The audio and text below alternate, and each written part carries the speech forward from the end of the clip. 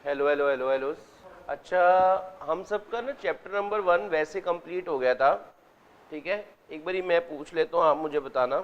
ये तो अब आपको रीड करना हो तो कर लेना, इंट्रोडक्शन ऑडिट का, और ये ओरिजिन ऑडिट आई कहाँ से। मेन यहाँ से देखो, क्या meaning and nature of audit हम पढ़ चुके हैं। आप एक बारी मेरे को मार्क करवा दो ताकि मैं फ्रेश चैप्टर फिर स्टार्ट कर पाऊँ। Meaning and nature of audit आप पढ़ चुके हैं, ठीक है। दूसरा, आपने इसके अंदर ये क्वेश्चन भी कर लिया था, कैसे ऑडिटर इंश्योर होता है कि यार फाइनेंशियल स्टेटमेंट किसी को मिसलीड नहीं करेगी। दो बातें। फिर ऑडिट का अलग अलग सब्जेक्ट के साथ रिलेशन हमने पढ़ लिया था। ऑब्जेक्टिव ऑफ ऑडिट अपना हो गया था। ऑडिट में क्या आता है और क्या नहीं आता वो हमने पढ़ लिया था, है ना। ठीक है, फिर इसके बाद इनहेरेंट लिमिटेशन ऑफ ऑडिट हो गई थी अपनी। अच्छा, एंगेजमेंट क्या होती है, कोई भी आपको जो काम मिलता है करने के लिए वो एंगेजमेंट होता है। और एंगेजमेंट कई तरह की, ऑडिट करवाने के फायदे हमने पढ़ लिए थे। ये पढ़ लिया था, ऑडिट कराना मैंडेटरी और वॉलंटरी पढ़ लिया था। ऑडिटर कौन अपॉइंट करे ये समझ आ गया। ऑडिट रिपोर्ट हमें सबमिट किसको करनी है, एश्योरेंस एंगेजमेंट पढ़ लिए थे हमने, और स्टैंडर्ड्स भी पढ़ लिए थे। ठीक है, तो ये चैप्टर अपना हो गया अलग, ठीक है ना। अब ना चैप्टर नंबर 2 में आज आपके साथ स्टार्ट करूंगा। चैप्टर नंबर 2 में आपके साथ स्टार्ट करूंगा, लेकिन उससे पहले ना मेरे को आपको एक बात बतानी है कि ऑडिट को आपको पढ़ना कैसे पड़ेगा। और आप ना अपने माइंड में ये बात डाल लें, जितनी ज़्यादा जल्दी तो उतना ज़्यादा फायदा है। आपको क्या करना चाहिए, मैं होता आपकी जगह, क्योंकि अभी आपके पास सफिशिएंट टाइम है, अटेम्प्ट में दूर है, तो तब तक के लिए याद अच्छे ढंग से कब रहेगा। आप क्या करो, ये पूरा चैप्टर ना एक बारी अपने हाथ से लिख लो। कोई बहुत बड़ा काम नहीं है आपके लिए, पर बहुत अच्छा काम है आपके लिए। आप पूरा चैप्टर अपने हाथ से एक बारी लिख लो, क्योंकि जब आप अपने हाथ से कोई चीज़ लिख लेते हो ना, वो आपको बहुत लंबे समय तक याद रहती है, ठीक है ना। जैसे आपने कई बार सुना होगा, यार मैंने इसके लिए एक लेटर लिखा था, और वो पूरी lifetime engagement letter auditor appoint करने के लिए। समझ आ रहा, आप कौन से समझ रहे थे। हाँ, तो ठीक है, ओके। तो आप सबको क्या करना चाहिए, पहला चैप्टर पूरा लिख लेना चाहिए एक बारी पहले। नेक्स्ट क्लास तक ना पूरा चैप्टर लिख लेना, फिर नेक्स्ट क्लास के बाद अगली क्लास तक में बुक के जितने भी क्वेश्चन है वो सारे अपने हाथ से लिख लेना। फिर मैं आपको कुछ एक्स्ट्रा क्वेश्चन दूंगा, फिर वो लिख लेना। तो क्या होगा, एक बार ही करा गया काम बार बार काम आएगा आपको अगले फ्यूचर में, क्योंकि आप एक ही चीज को 3 बारी अभी पढ़ लोगे, यानी 3 रिवीजन तो आपकी साथ साथ ही हो जाएगी, ठीक है ना। और यही काम अगर आप बाद में करोगे तो फिर आपको थोड़ा सा अपने दिमाग में जोर डालना पड़ता है, अच्छा क्या बताया था, क्या हुआ था, साथ के साथ कर लोगे तो बहुत बढ़िया रहेगा। तो मैं आपसे उम्मीद कर रहा हूँ चैप्टर नंबर 1 जैसे कंप्लीट हुआ, आप अपनी बुक के ना फर्स्ट पेज पे लिख लो, एक टेबल बनाओ, और इस पर आपको टिक लगाने होंगे। इधर लिखेंगे name of the chapter, name of the chapter, और दूसरा उसका स्टेप लिखेंगे, लिखकर याद करना,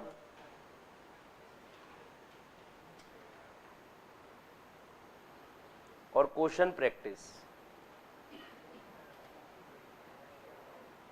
अब जैसे आपका पहला चैप्टर कंप्लीट हुआ, nature, objective and scope of audit, nature, objective and scope of audit, ये आपका पहला चैप्टर कंप्लीट हुआ। जब आप लिखकर याद कर लोगे, इसको ध्यान देंगे, लिखकर याद कर लोगे तो इस पर एक टिक लगा लेना, और जब इसके क्वेश्चन प्रैक्टिस कर लोगे इस पर फिर टिक लगा लेना। जब टेस्ट के वक्त पर आप इसको दोबारा लिखकर याद करो या जैसे भी याद करो, याद कर लिया, ठीक है, तो अब जितने ज्यादा टिक लगते जाएंगे आपको ना बुक खोलते ही पता चल जाएगा, भाई ये चैप्टर मैंने इतनी बारी पढ़ के रखा हुआ है, एक अलग कॉन्फिडेंस आएगा। और जिस चीज के आगे, और मैंने इसके क्वेश्चन इतनी बारी प्रैक्टिस करे हुए हैं, ठीक है। अब मान लेते हैं किसी चैप्टर पर एक भी टिक नहीं है, यानी वो आपका वीक एरिया है। आपको किसी से पूछने की जरूरत ही नहीं है कि मेरा यार कौन सा चैप्टर स्ट्रांग है, कौन सा चैप्टर वीक है, मेरी पढ़ाई कैसे चल रही है। भाई जो जो बॉक्स खाली पड़े हुए ना, इट मीन्स वहां आपकी कमी है, उसे पूरा करो, ठीक है ना। तो जितनी बारी आप टिक लगा लेंगे ना, उतना ज्यादा। आपका ऑब्जेक्टिव होना चाहिए 5 टिक, 5 टिक हमें हर चीज के आगे लगा लेने हैं। मतलब लिख कर और 5 बारी क्वेश्चन कर लिए, 5 बारी हमने चैप्टर पढ़ लिया, आपका माइंड में बहुत अच्छा फिट हो जाएगा चैप्टर। टारगेट रखो 5 to 6 टिक लगाने हैं हर चीज के आगे। तो जैसे अब मैं सेकंड चैप्टर आज आपके साथ स्टार्ट करूंगा, जिसका नाम क्या होगा, audit strategy, audit planning and audit programme. आप पहले इंडेक्स में लिख लो अपने हाथ से, ये आप बनाओगे तो आपको दिखेगा। और टिक नहीं लग रहे इट मीन्स आप पढ़ नहीं रहे, टिक नहीं लग रहे इट मीन्स आप पढ़ नहीं रहे। समझ आ रहा है आपको? Audit strategy, audit planning, audit programme, तो इसको भी लिख लो इंडेक्स में आप अपने हाथ से, ताकि आपको पता चले आप कितना पढ़ रहे हैं घर में। जितने ज़्यादा टिक लगेंगे इट मीन्स आप उतना ज़्यादा पढ़ रहे हैं, आपके उतने अच्छे मार्क्स आएंगे। करें, स्टार्ट करें फिर कहानी को आज से। चलो चैप्टर स्टार्ट करने जा रहे हैं, audit strategy, audit planning and audit programme. तो आप चैप्टर नंबर 2 पर आ जाएंगे, पेज नंबर 2.1 पर। आगे आप सब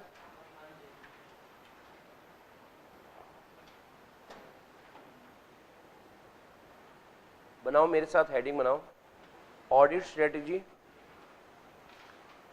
audit planning and audit programme.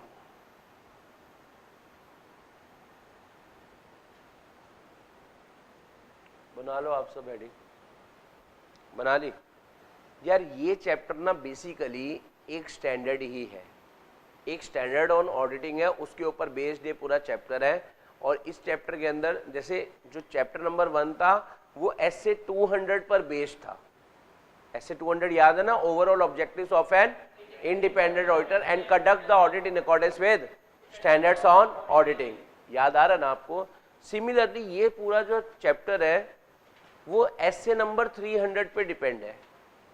तो एसए नंबर 300 है किस चीज का, लिखो जरा। पहले आप एसए नंबर 300 की हेडिंग बनाओ।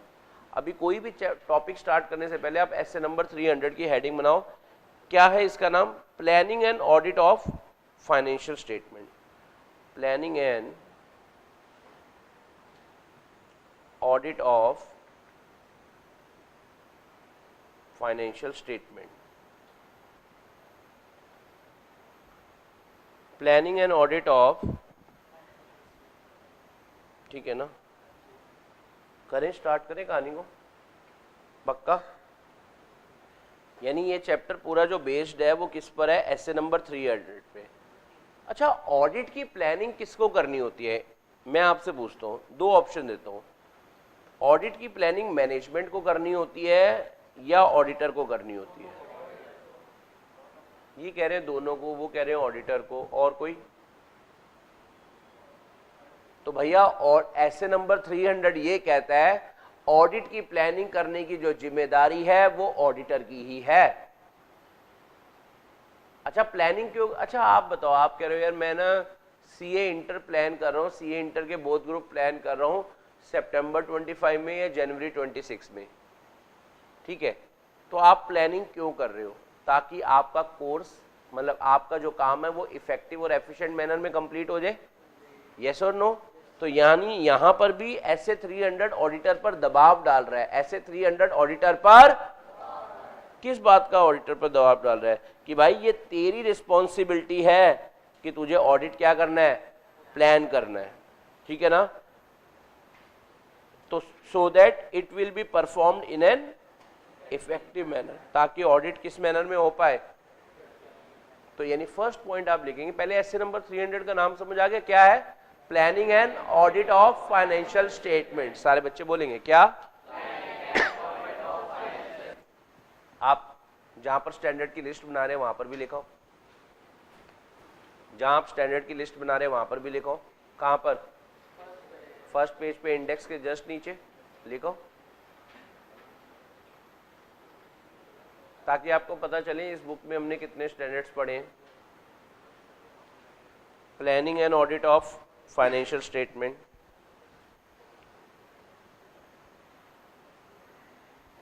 चलें, स्टार्ट करें? चलो तो लिखो जरा, फर्स्ट पॉइंट बनाओ। It is the responsibility of the auditor. It is the responsibility of the auditor to plan an audit of financial statement. ये तो ऑडिटर तुम्हारी रिस्पॉन्सिबिलिटी है. किस चीज की रिस्पॉन्सिबिलिटी है? कि तुम्हें ऑडिट की क्या करनी है?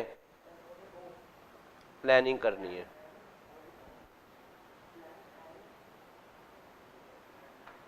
अब एक बात बताओ, मैं आपसे पूछता हूँ कि तुम्हें ये काम करना है, तो आपके माइंड में आएगा भाई हमें ये काम क्यों करना है, क्या उसके पीछे कोई फायदा छुपा हुआ है? ठीक है ना. मैं आपको जबरदस्ती कह रहा हूँ कि आपको ये काम करना है, या आपके पेरेंट्स आपको कह रहे हैं भाई ये काम करना है, तो आप क्या कहते हो? भाई क्यों करना है पापा, या क्यों करना है सर? तो आपको बताया जाता है यार इस चीज को करने से ना ये फायदे होंगे, फिर आप कर लेते हो. तो सिमिलरली सेकंड पॉइंट यही है, why planning and audit is necessary, its benefit. उसके बेनिफिट्स बताओ, हम प्लानिंग क्यों करें, यानी पॉइंट नंबर 2 आप यही बनाएंगे, why planning and audit is necessary. या फिर आप इसको एक और नाम से भी कह सकते हैं, benefits of planning, benefits of audit planning. Why planning and audit is necessary? वो यहां पर कुछ और मतलब होता है उसका.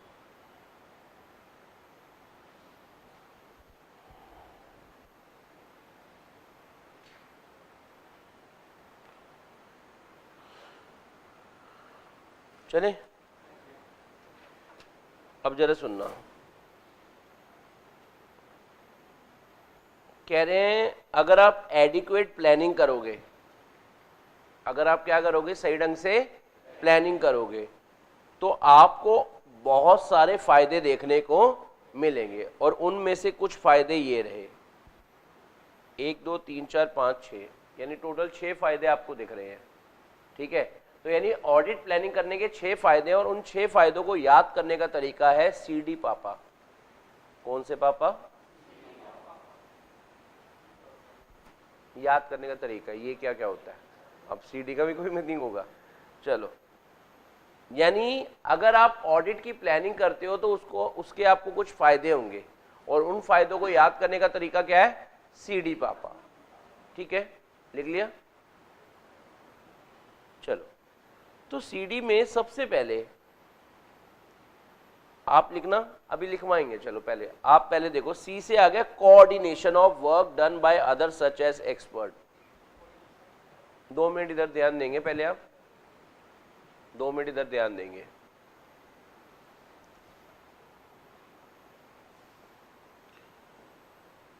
ऑडिट के दौरान ना, ऑडिट के दौरान क्या कहते हैं, आपको ना कई बारी एक्सपर्ट की जरूरत पड़ती है. ऑडिट के दौरान आपको कई बारी क्या पड़ती है?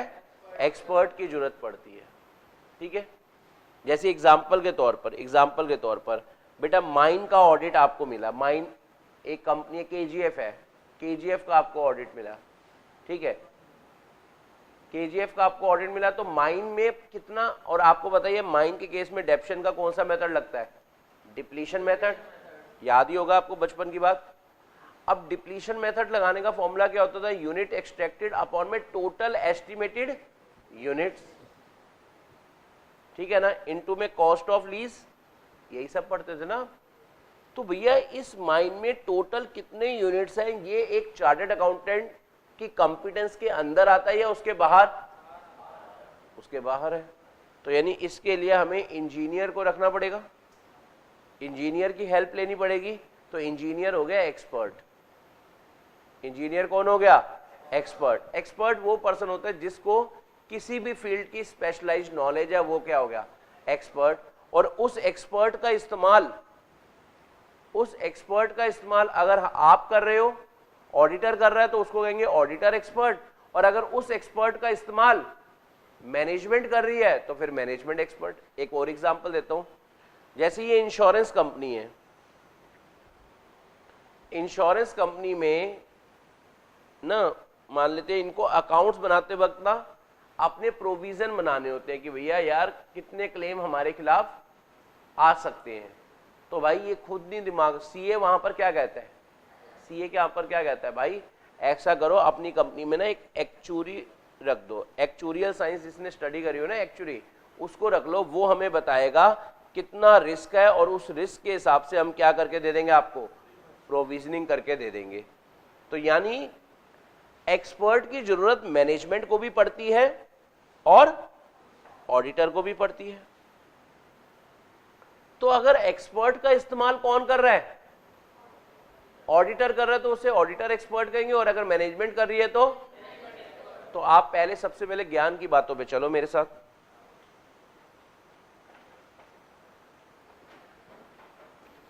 ज्ञान की बातों में कौन से पेज पे, कौन से नंबर पे थे आप, कौन से नंबर लिख लिए थे, कहा था 9th लिखनी है, ये लिख चुके हो, लिखनी है तो लिखो जरा। Meaning of expert, meaning of expert लिखो जरा। Any person who has specialised knowledge in any area, any person who has specialised knowledge in any area. यार अगर किसी भी पर्सन को किसी भी एरिया की क्या है, स्पेशलाइज्ड नॉलेज है, then he is an expert, full stop, full stop. अगर किसी एक्सपर्ट को मैनेजमेंट अपॉइंट कर रही है, अगर किसी एक्सपर्ट को मैनेजमेंट अपॉइंट कर रही है,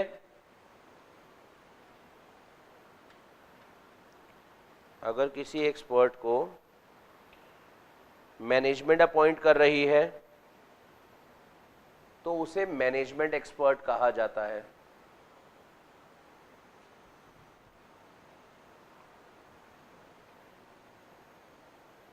और अगर ऑडिटर अपॉइंट करता है, और अगर ऑडिटर अपॉइंट करता है तो उसे ऑडिटर एक्सपर्ट कहा जाता है। समझ आ रहा है आपको? यानी ऑडिटर जो है एक्सपर्ट के द्वारा करे गए कामों का भी इस्तेमाल करता है अपने ऑडिट के दौरान, जिन्हें वो ऑडिटर एक्सपर्ट कहता है। बोलो यस या नो? अच्छा, ऐसे ही ऑडिटर ना, ऐसे ही ऑडिटर क्या करता है, ब्रांच ऑडिटर का भी काम यूज करता है। ऑडिटर ब्रांच ऑडिटर्स के भी काम यूज करता है, ऑडिटर इंटरनल ऑडिटर के भी काम यूज करता है। तो यानी ऑडिटर तो जो है ना, देखो मैं आपको दिखाता हूं, हम पढ़ेंगे भी आगे जाने पे, जब आप थोड़ी सी आगे चले जाओगे तो मैं आपको बताऊंगा। एसए नंबर 610, ये देखो, हम जब पढ़ेंगे तब की तब देखी जाएगी, लेकिन अभी मैं आपके साथ बोल रहा हूं यूजिंग द वर्क। ऑडिटर किसका काम यूज कर रहा है? ऑडिटर एक्सपर्ट का काम भी यूज करता है, ऑडिटर इंटरनल ऑडिटर का काम भी यूज करता है, और ऑडिटर ब्रांच ऑडिटर का भी काम यूज करता है। मैं आपको दिखाता हूं, हम पढ़ेंगे, वक्त आने पर हम पढ़ेंगे बेटा। ऑडिटर जो है using the work of another auditor, another auditor मतलब कहां के ऑडिटर? ब्रांच के ऑडिटर, सब्सिडरी के ऑडिटर। यानी ऑडिटर ना बहुत सारे लोगों का काम यूज करता है, समझ आ रहा है? तो भाई उनका भी काम यूज करना है, अपना भी काम करना है। तो अगर आपने प्लानिंग कर रखी होगी तो ही आपस में काम कोऑर्डिनेट हो पाएगा, अदरवाइज काम कोऑर्डिनेट नहीं हो पाएगा। तो पहला फायदा ये ही है, पहला फायदा ये ही है। क्या? अगर आप ऑडिट कर रहे हो तो पहला फायदा आपका यही है, अगर आप ऑडिट प्लानिंग कर रहे हो, कि आप अपना काम क्या कर पाते हो? कोऑर्डिनेट कर सकते हो। किनके साथ? वो काम जो कोई और कर है, जैसे कौन? एक्सपर्ट, ब्रांच ऑडिटर या फिर इंटरनल ऑडिटर। आप पॉइंट समझना स्टार्ट कर रहे हो या नहीं? तो यानी पहला फायदा समझ आ गया। यानी ऑडिट प्लानिंग का पहला फायदा क्या है? इससे आप क्या कर सकते हो? कोऑर्डिनेट कर सकते हो अपने काम को। किनके कामों के साथ? एक्सपर्ट के कामों के साथ, ब्रांच ऑडिटर के कामों के साथ, और इंटरनल ऑडिटर। देखो यहां पर ना जो ऑडिट में ब्रांच ऑडिटर को कहा जाता है कंपोनेंट ऑडिटर। क्या कहा जाता है? तो यानी पहला समझ आ गया आपको। ये अदर्स में कौन कौन आ गए? एक्सपर्ट आ गया, कंपोनेंट ऑडिटर आ गया। अब मैं लिख कंपोनेंट रहा हूं, लेकिन आपको बताओ क्या सुनाई दे रहा है, ब्रांच। और क्या आ गया, इंटरनल ऑडिटर। यानी ऑडिटर जो है बहुत लोगों के काम यूज करता है। तो भाई उन लोगों के काम भी यूज करने और अपना काम भी करना है। तो अगर आप प्लानिंग करोगे तो ये सारी चीजें आप आसानी से कोऑर्डिनेट कर पाओगे, लिंक बिठा पाओगे, मैनेज कर पाओगे। तो यानी सी से लिखना, coordination of work done by others such as expert. C से लिख रहे हैं आप सब, सी डी पापा। हम प्लानिंग क्यों करें, हम ऑडिट की प्लानिंग क्यों करें, उसके पीछे कुछ फायदे हैं। हम ऑडिट की प्लानिंग क्यों करें, क्योंकि उसके पीछे कुछ क्या है, फायदे। फायदे में पहला सी से क्या आ गया, कोऑर्डिनेशन ऑफ वर्क। आप अपना काम कोऑर्डिनेट कर पाओगे, किनके काम के साथ, डन बाय अदर। अदर में कौन कौन आ गए, एक्सपर्ट आ गया, कंपोनेंट ऑडिटर आ गया, ब्रांच ऑडिटर आ गया और इंटरनल ऑडिटर आ गया। पहला पॉइंट समझ आ गया आपको, ठीक है जी। अच्छा, डी से जरा सुनना। अब बताओ, अगर आप प्लानिंग करते हो, आपको पता होता है भाई ये काम पहले होना है, इसके बाद ये वाला काम होना है, फिर ये काम होना है, सब कुछ आपने प्लान कर रखा होता है। तो अब आपने प्लान बना के रखे हुए हैं, तो आप देख सकते हो कि जो आपकी एंगेजमेंट टीम मेंबर्स है, आपके जो कौन है एंगेजमेंट टीम, और एंगेजमेंट टीम मेंबर क्या होते हैं, इसके लिए पहले आप ज्ञान की बातों पे चलो। आना जरा ज्ञान की बातों पे, ज्ञान की बातों पर आ पाओ। सुनो, कुछ बातें आपको और पता होनी चाहिए। पॉइंट नंबर कौन सा बनेगा ये,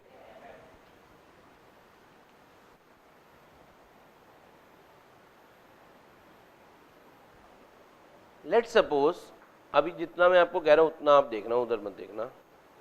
लेट सपोज एक कंपनी है जिसका नाम है ब्राउन रंग लिमिटेड। अभी उधर मत देखना, आप नॉर्मल बात सुनो। एक कंपनी है जिसका नाम क्या है, ब्राउन रंग लिमिटेड। इस कंपनी का ऑडिट मिला माफिया मुंडीर एंड एसोसिएट्स को, ठीक है। एक कंपनी कौन सी होगी, ब्राउन रंग लिमिटेड, जिसका ऑडिट किसको मिला है, माफिया मुंडीर एंड एसोसिएट्स को। अब माफिया मुंडीर में कौन कौन है, एक पार्टनर है सीए योयो और एक पार्टनर है सीए, और बताओ बेटा ये दो पार्टनर है।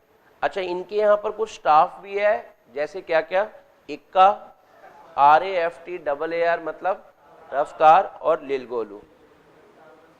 समझ आ रहा है आपको, यस और नो। तो अब सुनना जरा, अब इनको ऑडिट मिला है, तो जिस सीए फर्म को ऑडिट मिला है उसको मैं कहूंगा प्रैक्टिसिंग यूनिट। वर्ड पकड़ेंगे, उसको मैं क्या कहूंगा, यानी इस प्रैक्टिसिंग यूनिट को इस क्लाइंट का ऑडिट मिला है। पहला पॉइंट समझ आ गया, ठीक है। अब ये ऑडिट दोनों में से एक सीए संभालेगा ना, तो जो सीए इसकी रिस्पॉन्सिबिलिटी ले रहा है, इस ऑडिट की रिस्पॉन्सिबिलिटी ले रहा है फर्म में से, उसको मैं कहूंगा एंगेजमेंट पार्टनर। जयकारा लगाओ, क्या कहूंगा, समझ आ रहा है। मतलब जो चार्टर्ड अकाउंटेंट उस ऑडिट की रिस्पॉन्सिबिलिटी ले रहा है कि मैं रिपोर्ट बना कर दूंगा, मेरे साइन चलेंगे इसकी रिपोर्ट पर, तो वो हो गया एंगेजमेंट पार्टनर। तो बताओ बेटा, ये सीए जब जाएगा ऑडिट करने, अकेले थोड़ा ना जाएगा, अपनी टीम साथ लेकर जाएगा। तो इसने क्या करा, सीए योयो ने रफ्तार और लिलगोलू इन दोनों को लिया और कह रहा है वहां पर तो एक्सपर्ट की भी जरूरत पड़ेगी, तो एक एक्सपर्ट से भी बात करके रख ली। तो ये सीए योयो, रफ्तार और बताओ बेटा लिलगोलू और एक्सपर्ट, ये सारी क्या बन गई, एक एंगेजमेंट टीम। ये सारी क्या बन गई, एक एंगेजमेंट टीम। तो एंगेजमेंट टीम के जो ये लोग हैं, एंगेजमेंट टीम के ये जो कौन है लोग हैं, अभी मैं लिखवा दूंगा आपको, पहले ये जरा सुनो। एंगेजमेंट टीम के मेंबर सही ढंग से काम कर रहे हैं यानी आप उनको अब इजीली डायरेक्शन दे पाओगे। यानी ऑडिट प्लानिंग आपको फैसिलिटेट वर्ड का मतलब होता है हेल्प करना। फैसिलिटेट वर्ड का मतलब क्या होता है, मतलब ऑडिट प्लानिंग आपको हेल्प करेगी।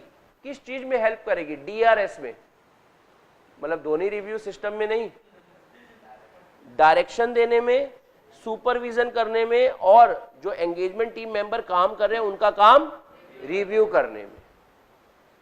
समझ आ रहा है आपको या नहीं? CD समझ आया? बताओ ऑडिट प्लानिंग करने के फायदे। CD पापा, ऑडिट प्लानिंग करने के फायदे हम पढ़ेंगे, तो ऑडिट प्लानिंग करने के जो फायदे हैं उसको याद करने का तरीका क्या है? CD पापा, यानी C से आ गया आप बताओ अपना ऑडिट क्या कर पाओगे? पूरा कोऑर्डिनेट कर पाओगे with the work done by others. Others में कौन कौन आ जाते हैं? एक्सपर्ट आ जाते हैं, कंपोनेंट ऑडिटर आ जाते हैं, इंटरनल ऑडिटर आ जाते हैं। बोलो समझ आ रहा है आपको ये? सुनो, ठीक है जी। और दूसरा, आप DRS कर पाते हैं, मतलब धोनी रिव्यू सिस्टम नहीं, डायरेक्शन, रिव्यू और सुपरविजन। अच्छा, डायरेक्शन और सुपरविजन किनकी कर पाते हो? एंगेजमेंट टीम मेंबर की। और रिव्यू किसका कर पाते हो? उनके। आ रहे समझ या नहीं आ रहा? बोलो ये सो नो। तो पहले आप क्या करो, ज्ञान की बातों में आओ, वहां पर एंगेजमेंट टीम किसको कहते हैं वो सब मैं आपको समझा देता हूं।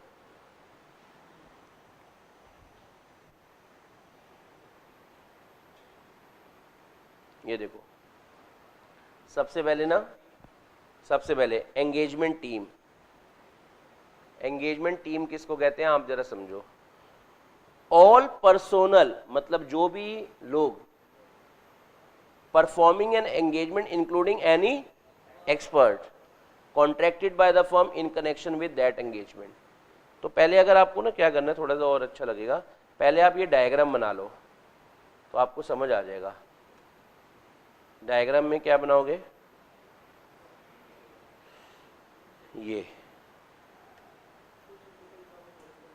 पहले आप ये बना लो जो मैंने बॉक्स में करा ना, ताकि आप वर्ड लिखोगे ना एंगेजमेंट टीम किसको कहेंगे, वो मैं आपको फिर प्रॉपर लिखवा दूंगा। तो जहाँ ज्ञान की बातें है ना, वहाँ ये एग्जाम्पल कोट कर लो, आप करो नोट।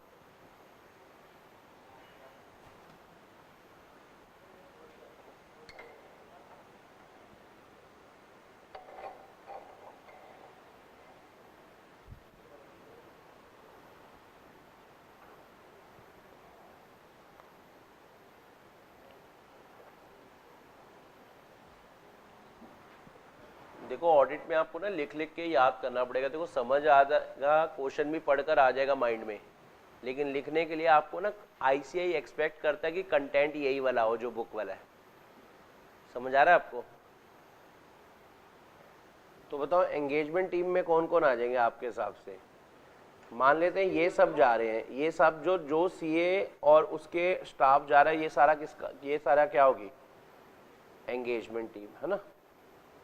मैं सबकी डेफिनेशन लिखवा दूंगा, पर आपको थोड़ा एग्जांपल से माइंड में क्लियर होगा ना, तो तब ज़्यादा फायदा होगा। लिखे फिर डेफिनेशन लिखनी स्टार्ट करें। एक मिनट, गुस्सा नहीं, रुको अभी, गुस्सा नहीं करते। चलो आओ स्टार्ट करते हैं कहानी। सबसे पहली बात, एंगेजमेंट टीम। भैया जितने भी लोग क्या करने जा रहे हैं? एंगेजमेंट। यहां पर आपको कौन सा एंगेजमेंट मिली है? ऑडिट वाली, ठीक है ना, इंक्लूडिंग। और इस एंगेजमेंट टीम में कौन भी इंक्लूड होगा? एक्सपर्ट, जो किसने अपॉइंट करा है बताओ? फर्म ने, उस ऑडिट के लिए। एंगेजमेंट का मतलब ऑडिट मान लो यहाँ पर, क्योंकि हम ऑडिट एंगेजमेंट्स पढ़ रहे हैं ना, तो यहाँ आप ऑडिट एंगेजमेंट मान लो। तो लिख लो जरा एंगेजमेंट टीम की डेफिनेशन। थोड़ा जूम बराबर कर दूं आप? ठीक है,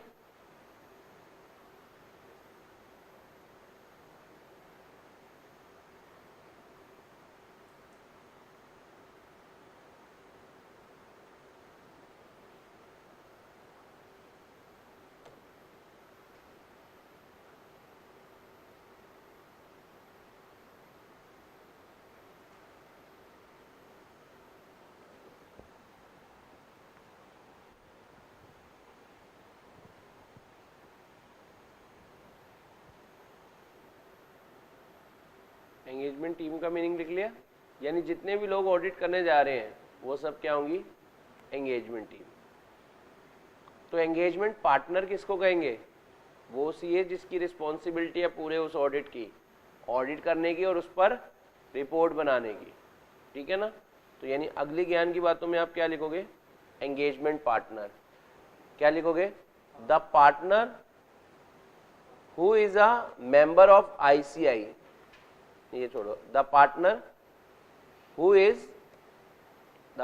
who is responsible for the engagement. मतलब वो जो पर्सन वो पार्टनर जो ऑडिट के लिए क्या है, responsible for the engagement and its performance and for the report that it has to be issued on behalf of firm. समझ आ रहा है आपको? ये लिख लो। एंगेजमेंट पार्टनर कौन हो गया?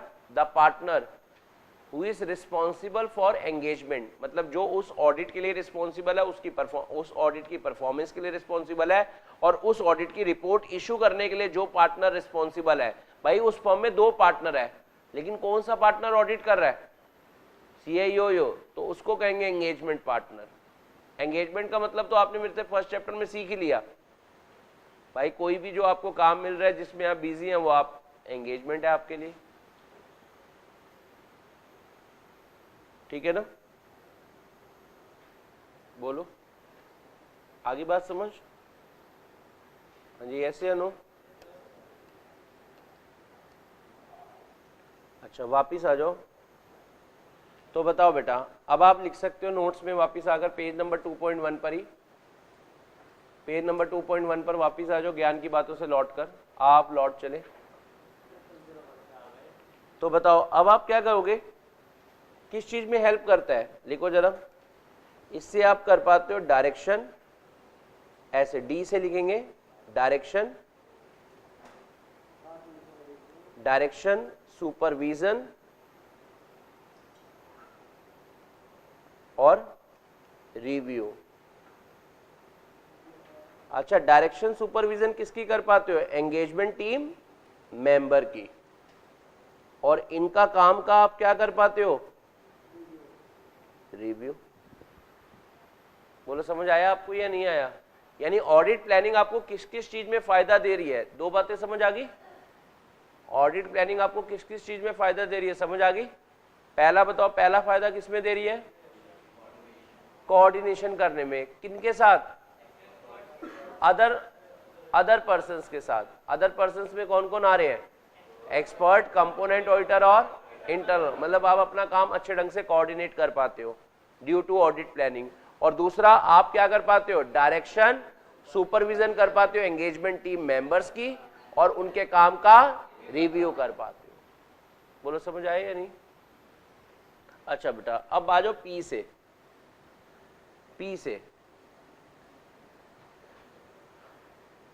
पी से आगे पोटेंशियल प्रॉब्लम्स को देखो, अभी नोट मत करना।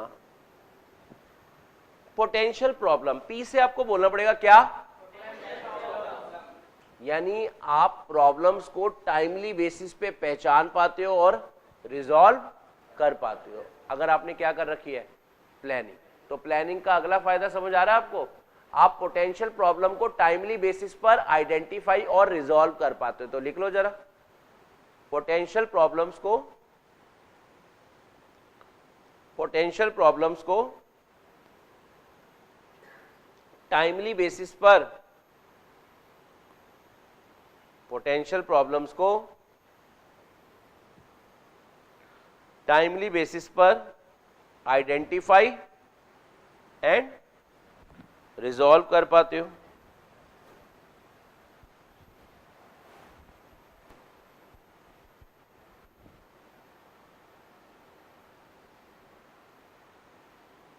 बताओ, पी से समझ आ गया? ए से आप एप्रोप्रिएट अटेंशन दे पाते हो to the important areas of audit. देखो यार, आप प्लानिंग करते हो, मान लेते हैं परसों आपका पेपर है, तो आप प्लानिंग करते हो। प्लानिंग करते में आप क्या करते हो? भाई इस चैप्टर में ज़्यादा ध्यान देना है, इसमें कम ध्यान देना है, इस क्वेश्चन में बहुत ज़्यादा ध्यान देना है, इसको इग्नोर करके चलना है। समझ आ रहा है? तो यानी आप इंपॉर्टेंट एरिया में सफिशिएंट टाइम लगा पाते हो ड्यू टू प्लानिंग। तो यानी आप एप्रोप्रिएट अटेंशन, मतलब आप प्रॉपर ध्यान दे पाते हो। अगर आपने प्लानिंग कर रखी है तो आप प्रॉपर क्या दे पाते हो?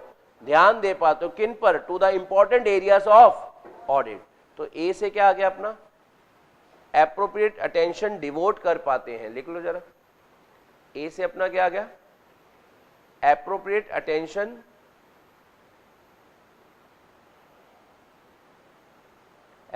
अटेंशन ऑडिटर डिवोट कर पाता है।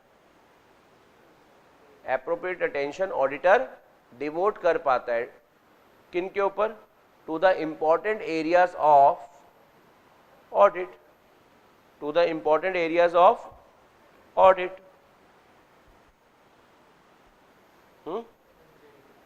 अच्छा सीडी पापा में आपको सी से समझ आ गया था, बताओ क्या समझ आया था सी से? कोऑर्डिनेशन कर पाते हो, डी से डीआरएस कर पाते हो, समझ आ रहा है आपको? डीएसआर कर पाते हो। अच्छा उसके अलावा पापा में पी से क्या आ गया? पोटेंशियल प्रॉब्लम को टाइमली बेसिस पे आइडेंटिफाई और अगला बताओ एप्रोप्रिएट अटेंशन दे पाते हो to the important areas of audit. कौन दे पाता है? ऑडिटर। और अब बताओ पी से अगला आ गया आप अपना ऑडिट प्रॉपरली मैनेज और ऑर्गेनाइज कर पाते हो, यानी properly organize and manage. P से अगला क्या आ गया? Properly organized and manage, organize and management of audit कह लो। अच्छा अगर आप अपना ऑडिट सही ढंग से ऑर्गेनाइज करोगे, मैनेज करोगे, तो बताओ इससे आपका ऑडिट कैसे कंप्लीट होगा? इफेक्टिव एंड एफिशिएंट मैनर में, सो दैट डाउनवर्ड एरो ना लिखो, सो दैट ये लिख लिया ना पी से, properly organize and management of audit से, so that audit is performed in an effective and efficient manner, so that audit is performed in an effective and efficient manner, जिसकी वजह से audit effective और efficient manner से हो पाता है। बोलो समझ आ गया आपको? पक्का वाला? अच्छा अब बताओ आपकी दुकान पे ना 10 लेबर है, मान लेते हैं एक एग्जांपल है, आपकी दुकान पे 10 लेबर काम करती है और आपको जगह जगह पर जाना होता है। जैसे मान लेते हैं आप एक ठेकेदार है और आपके यहाँ पर 10 लेबर है। मैं आपसे पूछता हूँ, मान लेते हैं आपको कहीं पर ना लेंटर डालना है, तो आप उसके अकॉर्डिंग लेबर लेकर जाओगे। कहीं पर सिर्फ पेंट करना है तो पेंटर लेकर जाओगे। कहीं पर सिर्फ इंटीरियर डेकोरेशन है, कारपेंटर वगैरह लेकर जाओगे।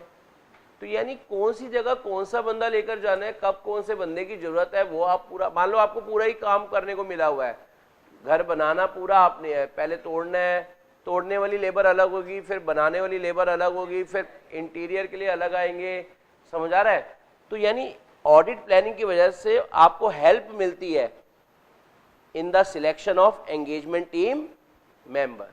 जैसे मुझे लगता है यार वहां पर कैलकुलेशन का काम ज्यादा होगा, तो मैं वही बच्चा उठाऊंगा ना जिसकी कैलकुलेशन स्ट्रांग होगी। मुझे वहां लगता है यार कंप्लायंसेस का काम ज्यादा होगा, तो भाई मैं वो पर्सन उठाऊंगा ना जिसको लॉ की ज्यादा अच्छी नॉलेज होगी। तो मैंने अपनी एंगेजमेंट टीम में कौन से लोग लेके जाने मैं अकॉर्डिंगली सिलेक्ट कर पाऊंगा ड्यू टू ऑडिट प्लानिंग। यानी ऑडिट प्लानिंग आपको ए से क्या करती है? असिस्ट करती है in the selection of engagement team member. ठीक है ना? तो ए से लिख लो, assisting in the selection of engagement team member. Engagement team member तो समझ आ गया ना, यानी जो लोग ऑडिट करने जा रहे हैं, जो लोग, वो एंगेजमेंट टीम मेंबर हो गए। तो भाई आप एंगेजमेंट टीम मेंबर सिलेक्ट कर पाते हो अकॉर्डिंगली। सीडी पापा समझ आए?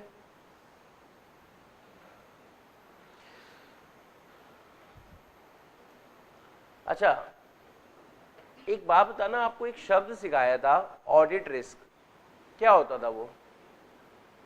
ऑडिट रिस्क क्या होता था? आप घर जाके पढ़ रहे हैं, आप कह रहे थे, है ना?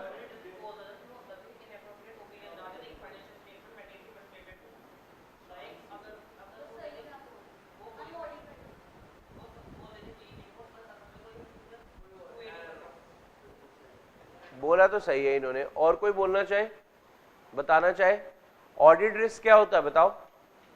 ऑडिट रिस्क मतलब ऑडिटर को एक डर लग रहा है कहीं मेरा ओपिनियन किस, कैसा ओपिनियन गलत ना हो जाए। हो सकता है फाइनेंशियल स्टेटमेंट क्या है? मटीरियली, बोलना पड़ेगा, फाइनेंशियल स्टेटमेंट क्या है? मटीरियली। लेकिन ऑडिटर फिर भी क्या ना कह दे कि भाई यहां तो कोई गड़बड़ नहीं है, मैं आप क्या दे रहा हूं? अनमोडिफाइड ओपिनियन दे रहा हूं। समझ आ रहा है आपको? तो इसी डर को ऑडिट रिस्क कहते हैं। लेकिन अगर एक बात बताओ, आपने अगर प्लानिंग कर रखी है, अगर आपने ऑडिट की प्रॉपरली क्या कर रखी है, तो मेरा आपसे सवाल है, प्लानिंग करने के बाद आपका ऑडिट रिस्क बढ़ जाएगा या कम हो जाएगा? यानी आप प्रॉपर प्लानिंग करके अपने ऑडिट रिस्क को कम कर सकते हो, लेकिन क्या कभी भी हम ऑडिट रिस्क को जीरो कर पाएंगे या नहीं? Due to inherent limitation of, तो नीचे एक नोट लिखना, ये planning and audit ensures that audit risk reduce to an acceptable low level. हम उसको ऑडिट रिस्क को कहां तक ले जाते हैं, प्लानिंग करने से हम अपने ऑडिट रिस्क को क्या ले जाते हैं, लो लेवल तक ले जाते हैं, एक्सेप्टेबल लो लेवल तक ले पहुंचा देते हैं, ठीक है ना। यानी when audit work is adequately and properly plan it reduces the risk of inappropriate opinion by the auditor. ये नोट लिख लेना नीचे सीडी पापा के।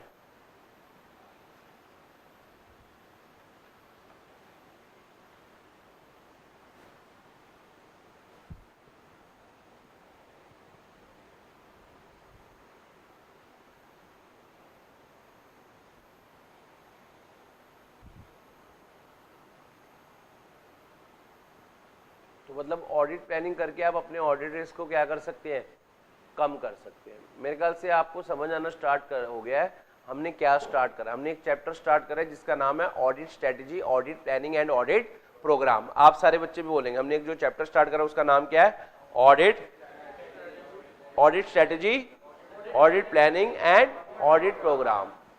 समझ आ रहा है चैप्टर का नाम। अच्छा, इस चैप्टर में हमें एक स्टैंडर्ड ही बेसिकली पढ़ना है, ऐसे नंबर कौन सा 300, जिसका नाम क्या है, planning and audit of financial statement, planning and audit of, है ना। अच्छा, फिर प्लानिंग के लिए सबसे पहली बात, प्लानिंग करना किसकी रिस्पॉन्सिबिलिटी है, प्लानिंग करना किसकी रिस्पॉन्सिबिलिटी है, ऑडिटर की रिस्पॉन्सिबिलिटी है। ये एमसीक्यू पूछा जा सकता है। Audit planning is the responsibility of dash, नीचे ऑप्शन दे दी, ऑडिटर, मैनेजमेंट, टीसीडब्ल्यूजी या एम्प्लॉय ऑफ द कंपनी। तो आप बता देना किसका, ऑडिटर। समझ आ रहा है। और दूसरा, प्लानिंग क्यों करें, क्योंकि इसके पीछे क्या छिपे हुए हैं, कुछ फायदे। बोलना पड़ेगा, इसके पीछे कुछ क्या छिपे हुए हैं, फायदे छिपे हुए हैं, ठीक है। और फायदे क्या है, सीडी पापा, आप अपना वर्क कोऑर्डिनेट कर पाते हैं अदर्स के साथ भी। दूसरा, आप डीआरएस कर पाते हैं, मतलब डायरेक्शन और सुपरविजन कर पाते हैं एंगेजमेंट टीम का, और रिव्यू कर पाते हैं उनके काम का। और पी से पोटेंशियल प्रॉब्लम्स को टाइमली बेसिस पे आइडेंटिफाई और रिजॉल्व कर पाते हैं, एप्रोप्रिएट अटेंशन डिवोट कर पाते हैं to the important areas of audit, और अपने ऑडिट को आप प्रॉपरली ऑर्गेनाइज और मैनेज कर पाते हो, सो दैट आपका ऑडिट कंप्लीट होता है इफेक्टिव और एफिशिएंट मैनर में। और लास्ट, ये चीज आपको असिस्ट करती है, यानी ऑडिट प्लानिंग आपको असिस्ट यानी हेल्प करती है in selection of engagement team member. और ऑडिट प्लानिंग से एक बात की तसल्ली होती है कि ऑडिट रिस्क को हम कहां लेकर जा सकते हैं, एक्सेप्टेबल लो लेवल तक लेकर जा सकते हैं, पर कभी भी जीरो तो किसी भी तरीके से कर ही नहीं पाएंगे, due to the inherent limitation of an audit. बोलो, समझ आ रहा है आपको ये, नो? चलो, पॉइंट नंबर 3। फर्स्ट आपने रिस्पॉन्सिबिलिटी वाला लिखा था, सेकंड आपने ऑडिट प्लानिंग क्यों करनी चाहिए वो लिखा। आप पॉइंट वाइज लिखते जाना, इसके स्टैंडर्ड सारा कुछ कवर्ड हो जाएगा अपने आप।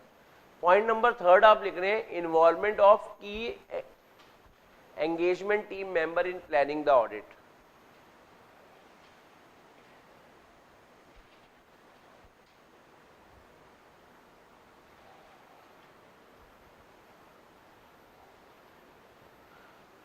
Involvement of key engagement team member in planning and audit, बहुत बढ़िया पॉइंट है, आप जरा सुनो।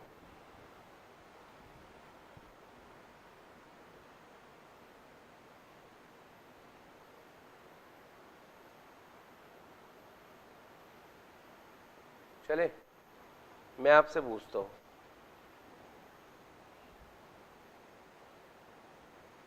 लेट सपोज आपके घर में एक पार्टी है, तो भाई पार्टी की क्या होगी, प्लानिंग, बस प्लानिंग ही ज़्यादा होती रहती है। चलो, आपके घर में एक पार्टी होनी है, उसके लिए प्लानिंग हो रही है, तो प्लानिंग करते वक्त देखो, प्लानिंग के बस क्या ऑप्शन होती है, या तो पापा ही सब कुछ डिसाइड करें, या पापा क्या कहते हैं, सबको बिठा लेते हैं। समझ आ रहा है आपको?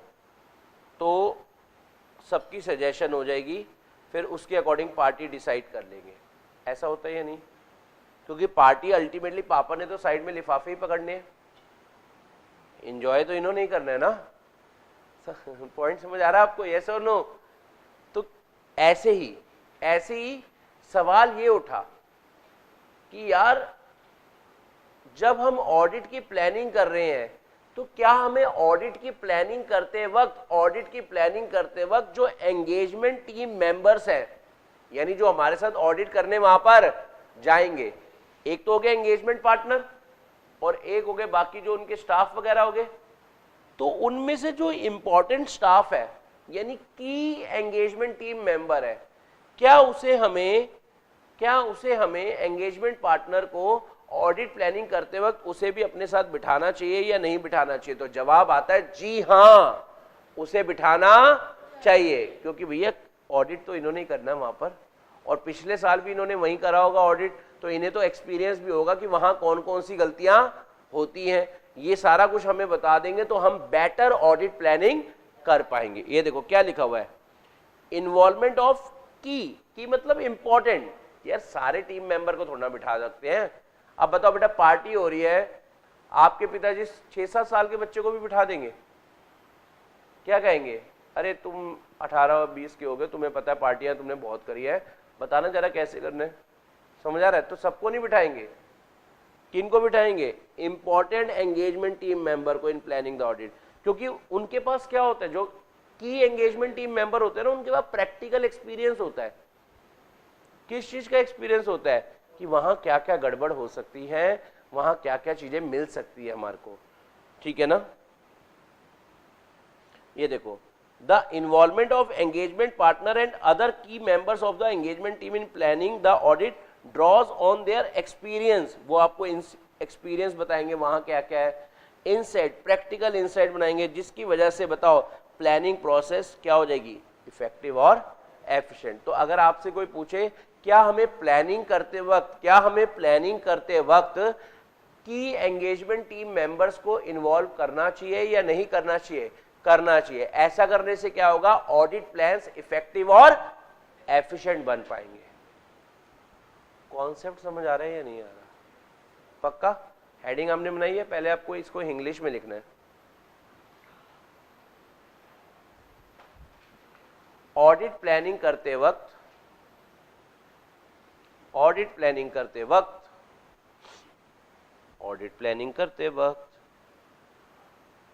हमें अपने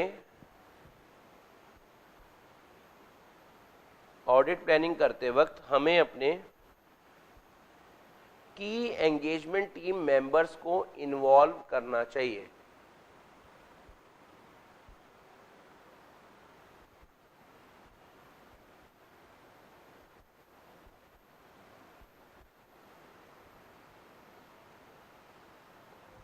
ताकि वो अपना एक्सपीरियंस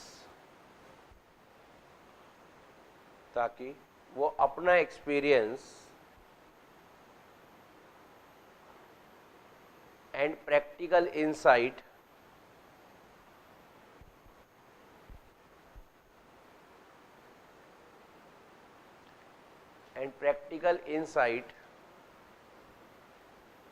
एंगेजमेंट पार्टनर के साथ शेयर करें,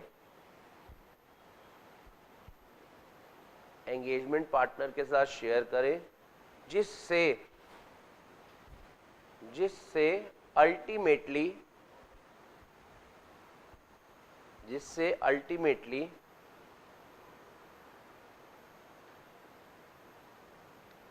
इफेक्टिव एंड एफिशिएंट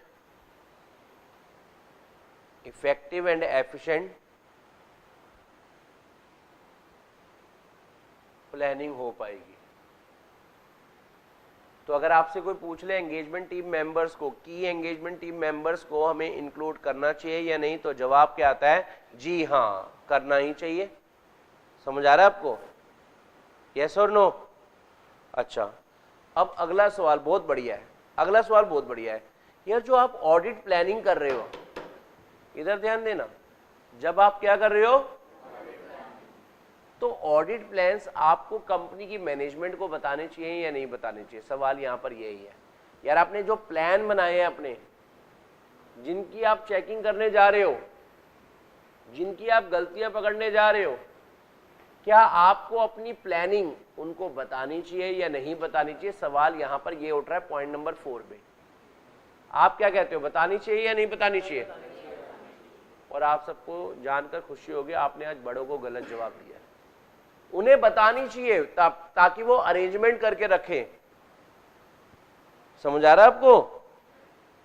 आप उन्हें बताओगे तो ही तो वो चीजों के अरेंजमेंट करके रखेंगे। हमने बोल दिया भैया इस दिन पर हम ये चेक कर आएंगे, इस दिन पर हम ये चेक करने आएंगे, इस दिन पर हम ये चेक करके आएंगे, तुम जो है अपने सारे अरेंजमेंट कर तैयार रखना। समझ आ रहा है आपको? जैसे हम आए और तुमने एक ही बात बोलनी है, आ लचक, है ना? तो यही बात चलनी चाहिए। लेकिन इस बात का ध्यान रखना भैया, पूरे राज मत खोल देना, पूरी प्लानिंग मत बता देना। अच्छा ओके ओके, कोई इतनी भी ज्यादा प्लान मत बता देना कि आपका ऑडिट की क्वालिटी ही खराब हो जाए। तो यहां पर यही सवाल है, पॉइंट नंबर 4, अभी नोट मत करना, रीडिंग करते हैं पहले। ऑडिटर मे डिसाइड, ऑडिटर चाहे तो ये डिसाइड कर सकता है। क्या डिसाइड कर सकता है?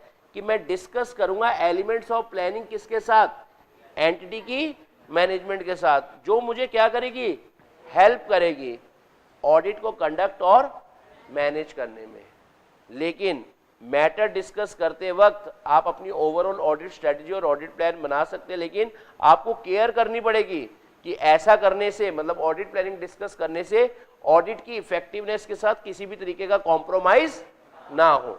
मतलब ऑडिट की इफेक्टिवनेस किसी भी तरीके से कम ना हो। मतलब हम उतनी ही बातें डिस्कस करेंगे जिससे हमारी ऑडिट प्लानिंग खराब ना हो, मतलब ऑडिट खराब ना हो जाए।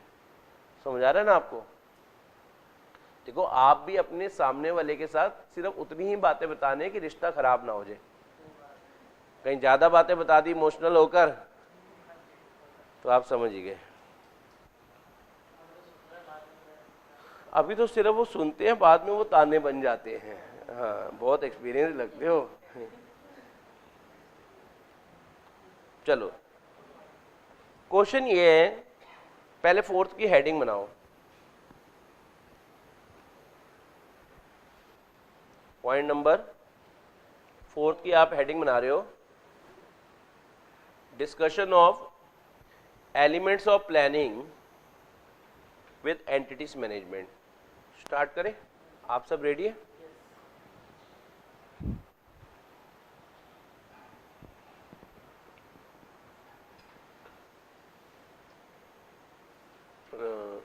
क्वेश्चन लिखो पहले, क्या ऑडिटर को अपने ऑडिट प्लान मैनेजमेंट के साथ डिस्कस करने चाहिए?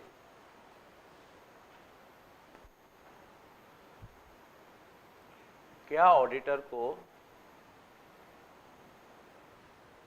अपने ऑडिट प्लान्स मैनेजमेंट के साथ डिस्कस करने चाहिए?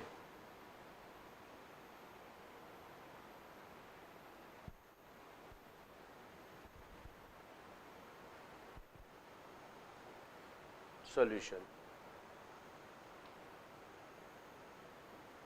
इसका आंसर मतलब आप क्या कहोगे? वैसे पहले डिस्कस करते फिर लिखेंगे ना, थोड़ा ज्यादा बेटर माइंड में बैठता है। बताओ क्या कहोगे आप? ऑडिटर तेरी मर्जी है, तू चाहे तो अपने प्लान्स वगैरह डिस्कस, अगर तुझे लगता है ऐसा करने से, बताओ क्या होगा? ऑडिट करने में तुझे हेल्प मिलेगी, ऑडिट ऑर्गेनाइज और मैनेज करने में तुझे हेल्प मिलेगी, तो तू कर सकता है। ठीक है ना? मतलब मैनेजमेंट आपके पार्ट पर सारे अरेंजमेंट करके रखेगी। लेकिन ऑडिटर इतने भी प्लान मत डिस्कस कर लेना, अपने कुछ राज खोलने होते हैं, सारे राज, कहीं सारे पत्ते खुल गए गड़बड़ हो जाती है। तो मैटर उतने ही डिस्कस करना जिससे ऑडिट की इफेक्टिवनेस को हल्का सा भी फर्क ना पड़े, ऑडिट इफेक्टिव ही रहे। ठीक है, अब इसको लिखे, लिखो। ऑडिटर चाहे तो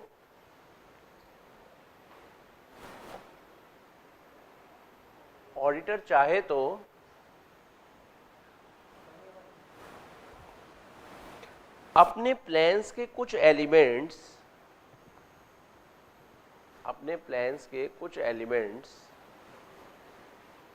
वो क्लाइंट की मैनेजमेंट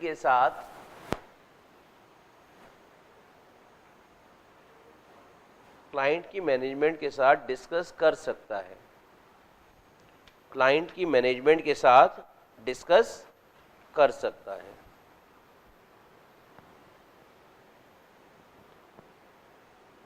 जिससे उसे ऑडिट करने में हेल्प मिले।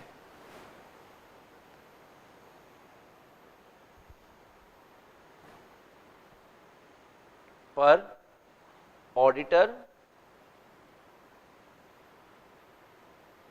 सिर्फ उतनी ही प्लानिंग डिस्कस करना,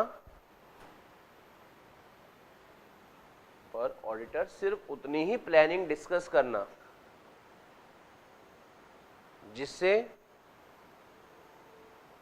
ऑडिट की इफेक्टिवनेस के साथ कॉम्प्रोमाइज ना करना पड़े।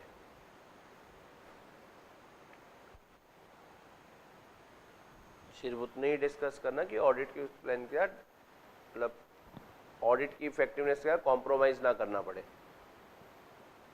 बोलो आपको पॉइंट समझ आए हैं या नहीं? आगे सभी बच्चों को आया ये समझ? अच्छा, बहुत बढ़िया क्वेश्चन है, एग्जाम में मतलब आ चुका है कई बारी। पॉइंट नंबर कौन सा बनेगा? 5th। पॉइंट नंबर 5th,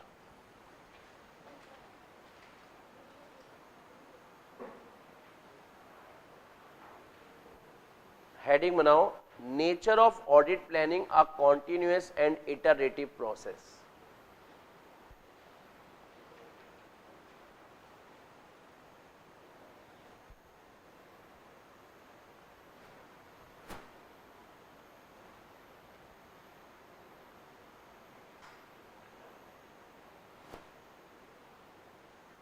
अब ना आपको पहले मेरे साथ कम से कम नहीं तो 20-25 मिनट तो ज्ञान की बातों पे ही रुकना पड़ेगा, तब जाकर ये पॉइंट समझ आएगा, क्योंकि आपके लिए बहुत सारे शब्द आ रहे हैं।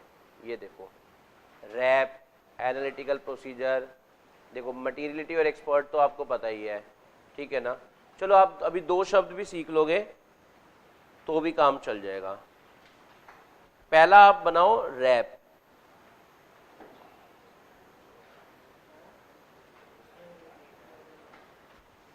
ज्ञान की बातों में पॉइंट नंबर कौन सा बनेगा बेटा?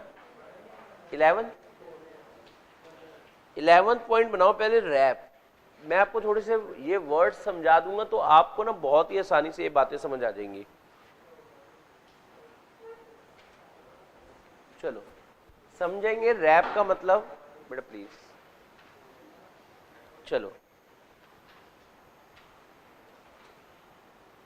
स्टार्ट करें। हम पढ़ने जा रहे हैं रैप का मतलब। पहले तो रैप की फुल फॉर्म क्या है? रिस्क असेसमेंट, आवाज में दम नहीं है, क्या है? बात करते हैं। रैप 2 तरह की रैप होती है, एक तो आप सॉन्ग्स वाले बीच में सुनते हो, ठीक है ना, पहले तो मेरी बात ना गोरी अब कहती बेबी आई एम सॉरी, है, एक तो वो वाली रैप सुनते हो, है, और दूसरी ये रैप है ऑडिट वाली रैप। ये कौन सी रैप है? देखो, एंटिटी को समझना, उसके एनवायरनमेंट को समझना, इंक्लूडिंग उसके इंटरनल कंट्रोल को समझना। पहले ये 3 शब्द बोलो, क्या? एंटिटी को समझना, उसके एनवायरनमेंट को समझना, दोबारा एक बार फिर, क्या? एंटिटी को समझना, उसके एनवायरनमेंट को समझना, इंक्लूडिंग उसके इंटरनल कंट्रोल को समझना, और समझकर क्या करना? पता लगाना। समझकर क्या करना? पता लगाना और कैलकुलेट करना। देखो, एंटिटी को समझना, उसके एनवायरनमेंट को समझना, इंक्लूडिंग उसके, क्यों समझ रहे हो? ताकि आप आइडेंटिफाई, पहचान सको और कैलकुलेट कर पाओ। किन चीजों को कैलकुलेट कर पाओ? रोमम को। किन चीजों को कैलकुलेट कर पाओ? रोमम को। रिस्क ऑफ मटेरियल मिसस्टेटमेंट, ये क्या होता है ये भी अभी लिखवाएंगे आपको। देखो, आपको टर्म्स पहले स्प्राइट होंगे ना तो आपको टॉपिक बहुत ही आसान लगेंगे और याद भी हो जाएंगे। और आप ना 100% एक गलती अभी कर रहे होगे, नहीं सर हम नहीं करते, आप घर जाकर इन टर्म्स को याद ही नहीं करते होगे, रिवाइज ही नहीं करते होगे। अरे बार बार बुलवाएगा ही लवली, टेंशन ना लो, आपको घर जाके रीड करना चाहिए। आप और कुछ करो या ना करो, क्लास पे या तो एक रिकॉर्डिंग कर लो, एक डेफिनेशन, ये 10-12 जो डेफिनेशन है उनको एक बारी बोल के रख लो। टोटल 5 से 7 मिनट की डेफिनेशन आप बोल लोगे, ठीक है, और कभी भी सुन लोगे तो याद हो जाएगा। 2 दिन में एक बार भी सुन लोगे, काम चल जाएगा। अभी स्टार्टिंग में आपको ये सुनना है, फिर उसके बाद अपने आप याद हो जाएगी, फिर थोड़ी देर बाद सुनना बंद भी कर दोगे तो काम चल जाएगा। तो अभी पहले हम रैप के बारे में बात कर रहे हैं। रैप क्या है? एंटिटी को समझना, उसके क्यों समझना, ताकि आप आइडेंटिफाई और असेस कर पाओ, ताकि आप किसको? रोमम को। रोमम क्या होता है अभी बात कर लेंगे, रोमम क्या होता है वो अभी बात कर लेंगे। समझ आ रहा है आपको? अच्छा, वो रोमम हो सकता है फ्रॉड की वजह से हो या फिर एरर की वजह से। तो अभी मेरे को यहां तक का पॉइंट पहले समझाओ, फिर हम इस डेफिनेशन में आगे बढ़ेंगे। रैप क्या होता है? एंटिटी को समझना, उसके एनवायरनमेंट को समझना, इंक्लूडिंग उसके इंटरनल कंट्रोल को समझना, और ये सब समझकर पता लगाना। क्या पता लगाना? आइडेंटिफाई और असेस करना। किसको? रोमम को। और ये रोमम किस वजह से हो सकते हैं? फ्रॉड की वजह से भी हो सकते हैं, और आपको रोमम को जो असेस करना है, असेस वर्ड का मतलब होता है कैलकुलेट करना। असेस वर्ड का मतलब क्या होता है? आइडेंटिफाई मतलब पहचानना।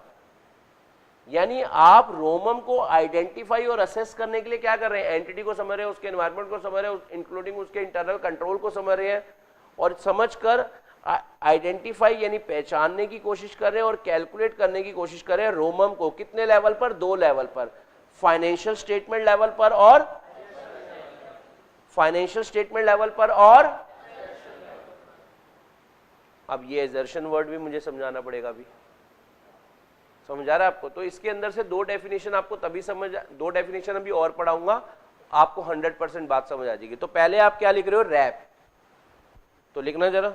और ये सब करने के लिए जो भी काम आप कर रहे हो वो सब होते हैं रैप। तो रैप क्या होते हैं? अब मैं पूरा डिफाइन करके अपने तरीके से लिखवाऊंगा, आप मेरे तरीके से लिखना, आपको 100% याद हो जाएंगे, माइंड में चीजें फिट हो जाएंगी। वो सारे प्रोसीजर जो किस लिए लगाए जा रहे हैं? एंटिटी को समझने में, उसके एनवायरनमेंट को समझने में, इंक्लूडिंग उसके इंटरनल कंट्रोल को समझने में, जिससे कि हम आइडेंटिफाई और असेस कर पाए। किनको? रोमम को। कितने लेवल पर?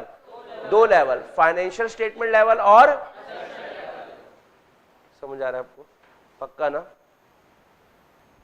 चलो लिखना जरा रैप को। वो सारे प्रोसीजर्स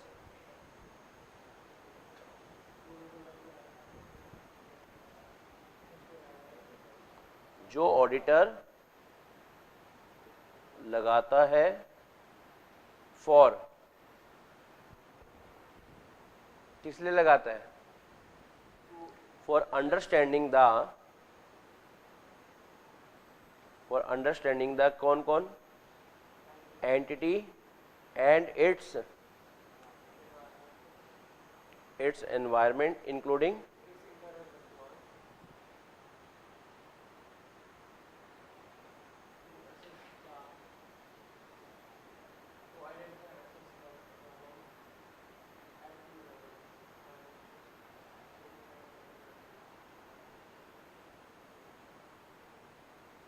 वो सारे प्रोसीजर जो ऑडिटर लगाता है for understanding the entity and it's environment including it's internal control, जिससे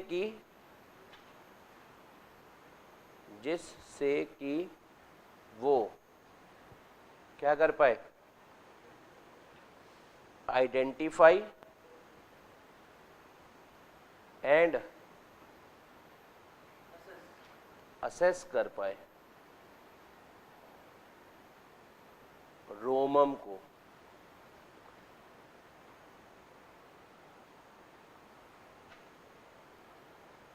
एट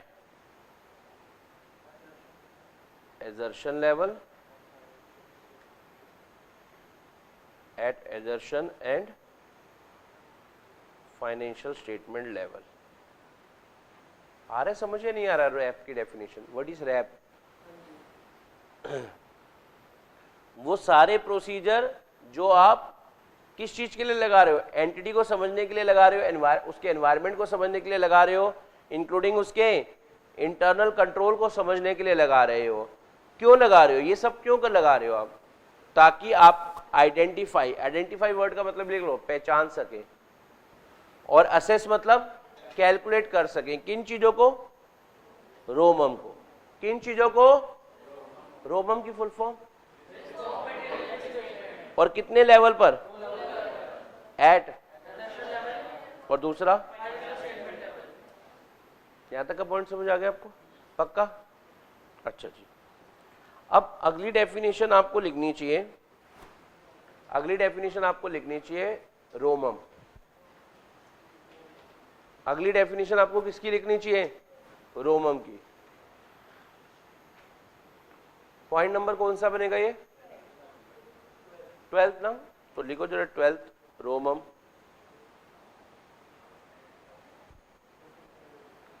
बेटा ये शब्दों पर थोड़ा सा आपको स्टार्टिंग क्लासेस में ध्यान जरूर देना बेटा, है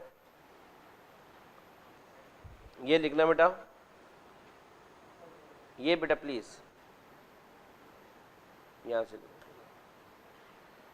risk of material statement is the risk that financial statement are materially misstated prior to the audit. It simply means that there is a probability of fraud and error in the financial statement before audit. पहले आप ये लिख लो, फिर मैं आपको रोमम का मतलब बता दूंगा। रोमम का मतलब मैं आपको बता दूंगा, पहले आप नोट करो।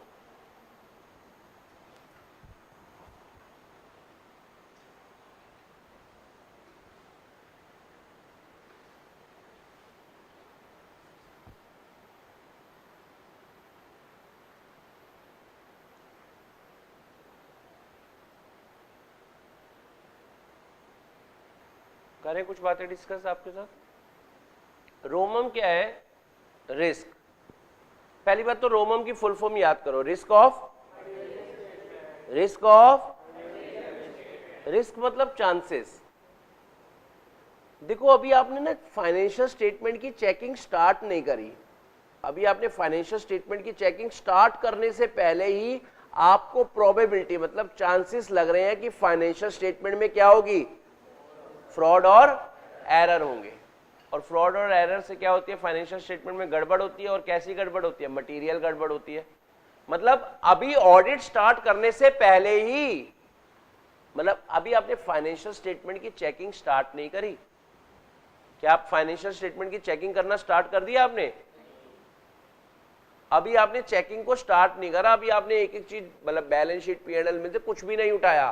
बिना उठाए बैलेंस शीट को, बिना उठाए फाइनेंशियल स्टेटमेंट में से कोई भी चीज बिना उठाए, बिना चेक करे आपको ऐसा लग रहा है भैया कैश में गड़बड़ होगी, स्टॉक में गड़बड़ होगी, प्रॉफिट के अमाउंट में आपको गड़बड़ दिख रही है।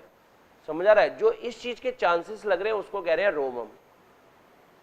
अच्छा आप किसी, जैसे एक एग्जांपल बात करते हैं, आप किसी कंपनी में, होटल में जाते हैं, वहां की स्ट्रिक्टनेस देखकर आप समझ जाते हैं यहाँ गड़बड़ चल रही होगी या नहीं।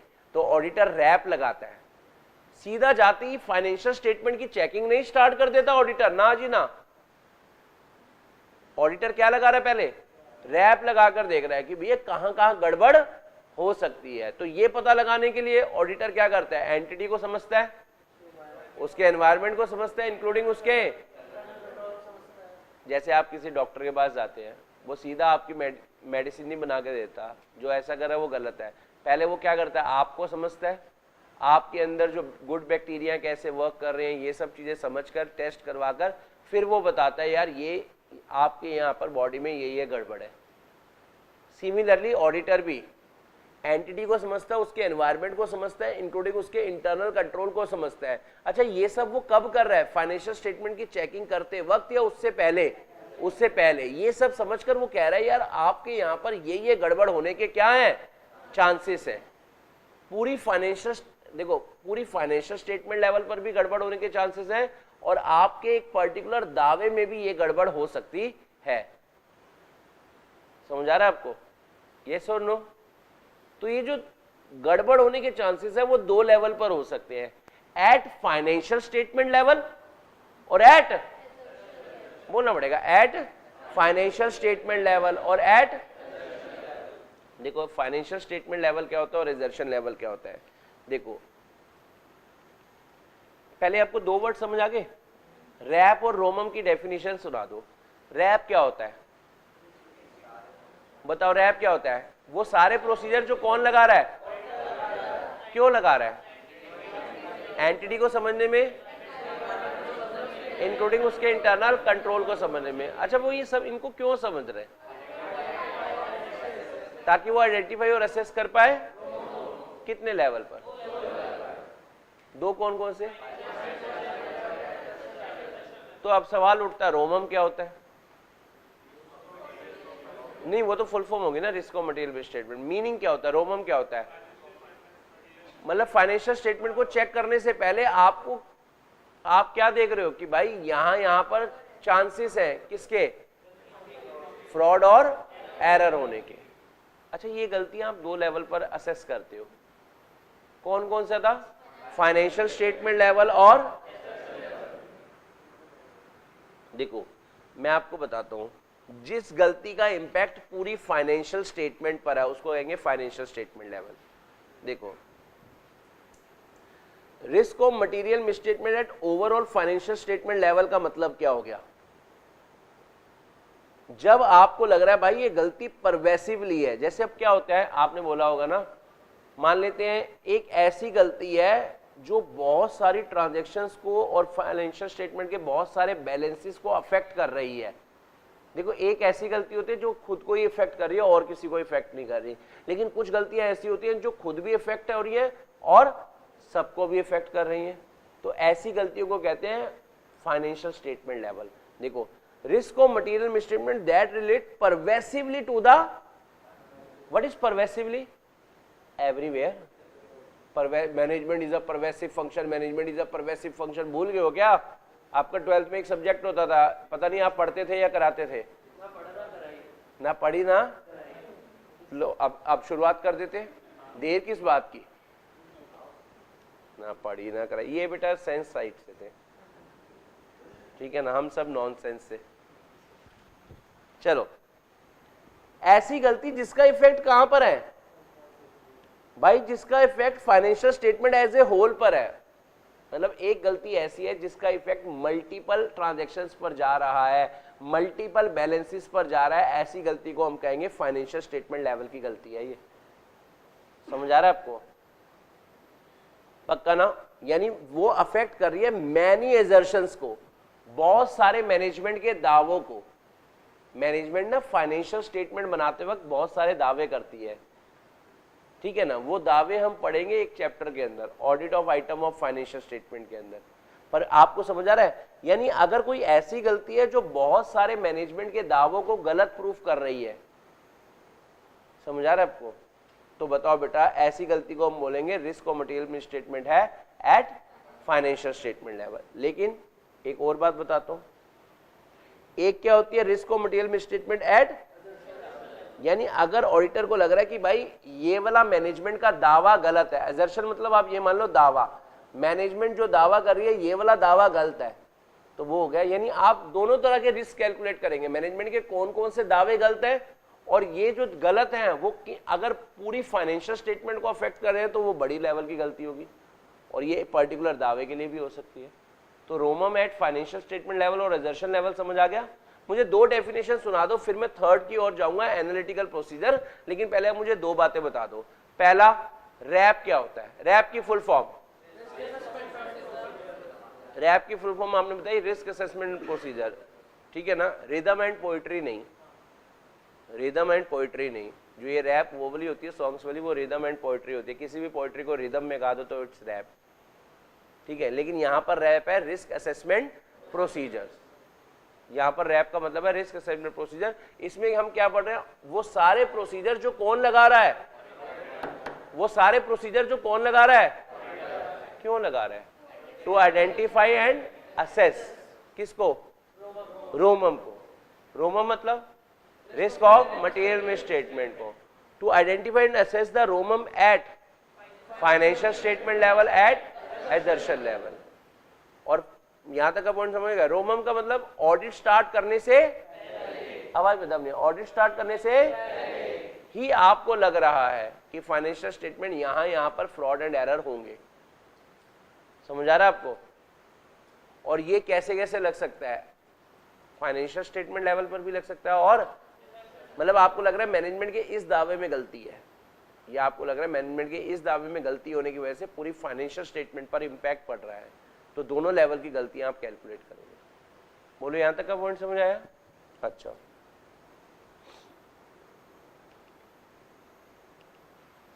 एक वर्ड आ रहा है, क्या दिख रहा है आपको वर्ड? चलो अब मैं आपको बताता हूं।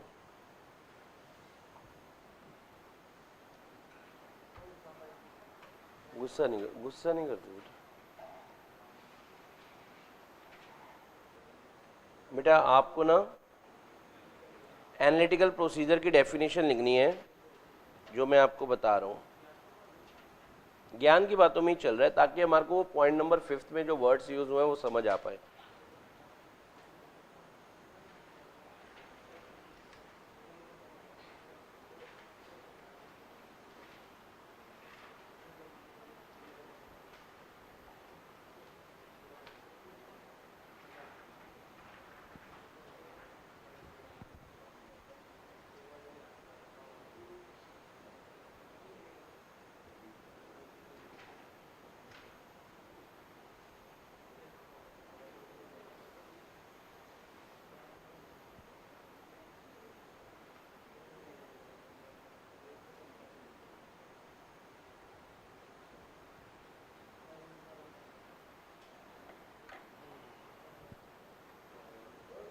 ये लिख लोगे, वो मैं सब कुछ बताऊंगा। अभी मैंने किसी का मतलब समझा नहीं, अभी सिर्फ पहले नोटिंग कर लेते हो ना, फिर आप रिलैक्स होकर सिर्फ समझते हो।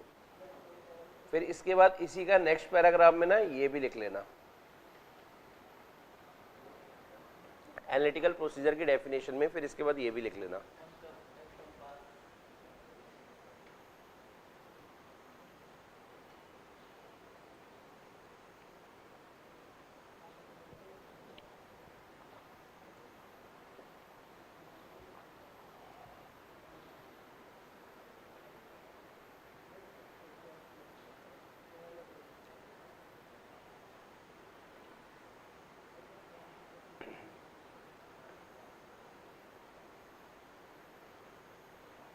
आपको ना परसों की क्लास तक ना 2 चीजें कर कर आनी है।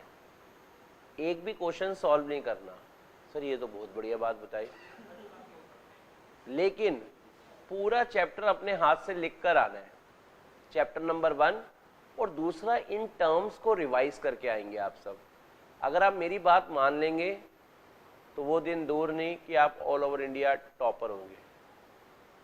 मैं आपको प्रॉमिस कर रहा हूँ। आपको अपने ऊपर कई बार हंसी भी आएगी, सर हम कैसे हो सकते हैं। बेटा, आप में से ही कोई ना कोई होता है हमेशा। पर आपको ये बात, अगर आप ही अपने ऊपर विश्वास नहीं करेंगे तो दुनिया तो कभी भी नहीं करेगी। सीए पे लोग विश्वास करके ही तो काम करते हैं। तो आपको सबसे पहले अपने ऊपर विश्वास करना पड़ेगा कि हाँ यार, हम करेंगे और क्यों नहीं करेंगे, और हम कर सकते हैं, और हम ही टॉपर बन सकते हैं। मेरे एक स्टूडेंट था जिसके 10th में 54% मार्क्स थे, ठीक है। उसने फाउंडेशन, इंटर, फाइनल तीनों में रैंक है उस बच्चे की। तो यानी आपका पास्ट क्या था उसे आपको भूल जाना चाहिए। आप अब क्या कर सकते हैं वो आपको ध्यान देना चाहिए। और आज वो पेप्सी कंपनी में है और महीने की 5 लाख रुपए सैलरी है। कम नहीं होती 5 लाख रुपए। सिर्फ 20-22 दिन जाना होता है। 8 छुट्टियां सैटरडे संडे की वैसी होती है, 3-4 आप वैसे ही ले पाते हैं, 2-3 आप ले सकते हैं, क्योंकि 42 डेज की छुट्टियां और अलाउड होती है। तो महीने की 3 और होगी, 19 दिन जाकर 5 लाख रुपए आ जाएंगे। आपको सोचो, और ऐसा नहीं है कि एक बार ही आएंगे, बार बार आएंगे। लेकिन ये सब चीज़ें पाने के लिए आपको करना तो पड़ेगा कुछ। बाकी नहीं, वो 1 नंबर का ही कमा रहा है भाई। दुनिया में बहुत सारे लोग हैं जो 1 नंबर से ही कमा रहे हैं। इवन तो सब्जेक्ट 2 नंबर के हमारे सारे, पर हमारा काम 1 नंबर का ही है। चलें स्टार्ट करें। एनालिटिकल प्रोसीजर क्या होता है, आपको ना 3 चीजें समझनी पड़ेंगी। इधर ध्यान देंगे आप सब। देखो, ऑडिटर को ओपिनियन देना होता है। ऑडिटर को क्या देना होता है? ओपिनियन देना होता है। मतलब ऑडिटर कहते हैं मेरे हिसाब से जो हर्ष है ना बेकार बंदा है। तो बताओ हर्ष क्या कहेगा? भाई कोई सबूत है? भाई कोई सबूत है या ऐसे ही कही जा रहे हो? तो मैं कह रहा हूं मेरे पास सबूत है, और ये सबूत इकट्ठा करने के लिए मैंने कुछ प्रोसीजर्स लगाए होंगे। यानी ऑडिटर को ओपिनियन देने के लिए एविडेंसेस की जरूरत पड़ती है, और सबूतों को इकट्ठा करने के लिए ऑडिटर क्या लगाता है, कुछ प्रोसीजर। और ऑडिटर 7 तरह के प्रोसीजर्स होते हैं, उनमें से वन ऑफ द प्रोसीजर होता है जिसका नाम होता है analytical procedure, AP. AP but not Dhillon, only AP. AP मतलब एनालिटिकल प्रोसीजर, आंट दो, एपी मतलब।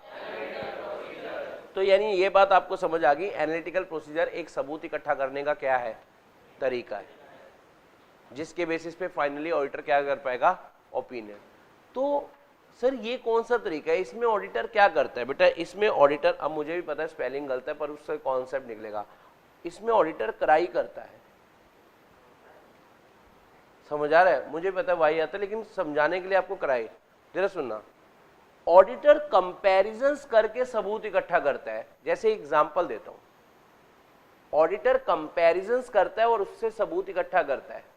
तो यानी एनालिटिकल प्रोसीजर सबूत इकट्ठा करने का एक तरीका है, और सबूत इकट्ठा करने के लिए ऑडिटर क्या कर रहा है, कंपैरिजंस कर रहा है। जैसे एग्जांपल मान लेते हैं, एक कंपनी है जो ये कह रही है कि हम रेंट भरते हैं 50,000 रुपये। तो हमने ना एग्रीमेंट देखा, उसमें भी लिखा हुआ है रेंट कितना जा रहा है, 50,000, और बैंक स्टेटमेंट देखी, वहां पर भी कितना दिख रहा है, 50,000। तो हमने वैसे देखकर क्या लग रहा है, रेंट बिल्कुल ठीक है। पर जब ऑडिटर ने इंडस्ट्री में उस एरिया में सबका रेंट कंपेयर करा, तो सारे बंदे उतने स्पेस का 10,000 रुपये किराया दे रहे हैं, पर कंपनी 50,000 दे रही है। भाई ऐसा क्यों? कुछ तो, भाई 10,000 की चीज की आप 50,000 क्यों दे रहे हो, कुछ तो गड़बड़ है। तो बताओ ये सबूत कैसे मिल रहे हैं? जब ऑडिटर ने क्या करा, यानी जब आप कंपैरिजन करके सबूत इकट्ठा करते हो तो उसको कहते हैं एनालिटिकल प्रोसीजर। जैसे एग्जांपल के तौर पर ये देखो, CARF wants to verify the payment made by XYZ Limited on account of building rent during the financial year 22-23। बेटा CARF है जो ये चेक करना चाहते हैं कि जो रेंट गया है, बिल्डिंग रेंट गया है, ठीक है ना, वो सही है या नहीं। The rent amount 50,000 per month for the year, यानी 6 लाख रुपए का रेंट गया है। The monthly rent are consistent with rent agreement, और एग्रीमेंट में भी ये रेट डिसाइड हुआ कि कितना रेंट जाएगा, 50,000। However, the other companies in the similar industries are paying 10,000 per month, और सेम एरिया का सेम गोडाउन जो बिल्डिंग ले रखी है, लोग 10,000 रुपये किराया दे रहे हैं और ये कितना दे रहे हैं, 50,000। यानी कुछ तो गड़बड़ है। फॉर अ सिमिलर लोकेशन, उसी लोकेशन पे उतने एरिया की ये ज्यादा दे रहे हैं। How will applying the analytical procedure impact the verification process of rental payment by access? If CARF checks in detail the monthly rent payment, he may find that such payment are consistent with rent agreement per month and the same is getting reflected. Here the CARF may not be able to find inconsistency in the rent payment with respect to rent payment prevalent in the similar industry for the similar location. If CARF apply क्या करते हैं, analytical procedure, यानी वो क्या करते हैं, compare करते हैं the rent payment of XYZ Limited with the similar payment made by the company in similar industry and similar area, he will notice the inconsistency. तो बताओ इसको गड़बड़ के बारे में कैसे पता चला, कंपैरिजन करके, और इसी कंपैरिजन करने को क्या कहते हैं, analytical procedure. If CARF does not make such comparison, only check the payment and rent agreement, he would not be able to find inconsistency and misstatement may remain undetected। तो यानी जब ऑडिटर सबूत इकट्ठा करने के लिए कंपैरिजंस करता है या फिर रिलेशनशिप्स देखता है, सर रिलेशनशिप्स अच्छी बात थोड़ा ना है। रिलेशनशिप्स का यहां पर मतलब है रेशोस। यार सेल्स इतनी है तो सेल्स कमीशन इतनी होनी चाहिए, समझ आ रहा है आपको? तो यानी आप यार पूरी इंडस्ट्री की ग्रॉस प्रॉफिट रेशियो 20% है, इनकी 10% क्यों है, इनकी 50% क्यों है, समझ आ रहा है आपको? यस और नो? तो बताओ आप रिलेशनशिप्स देख रहे हो, रेशियोस देख रहे हो। रेशियोस देखना, सेल्स इतनी है तो डेटर इतने होने चाहिए, रिलेशनशिप है ना सेल्स और डेटर का, समझ आ रहा है आपको? स्टॉक इतना था तो इतने की सेल हुई है तो इतनी परचेजेस होनी चाहिए, इतने के क्रेडिटर होने चाहिए। ये सब जो तरीके आप अपना रहे हो, ये सब तरीके जो आप अपना रहे हो, इसी को कहते हैं क्या, एनालिटिकल प्रोसीजर। और ये तरीके अपनाने के बाद अगर आपको क्या दिखती है, फ्लक्चुएशंस दिखती हैं, क्या दिखती हैं, यानी गड़बड़ दिखती है, तो फिर एनालिटिकल प्रोसीजर ऑल्सो इनकम्पास मतलब इंक्लूड, फिर इसके अंदर और भी आप क्या करते हो, फिर आप जब गड़बड़ दिखी तो अब उसकी तहत तक जाने जाओगे, तो आप क्या करते हो, investigation as is necessary of identified fluctuation relationship that are inconsistent with relevant information.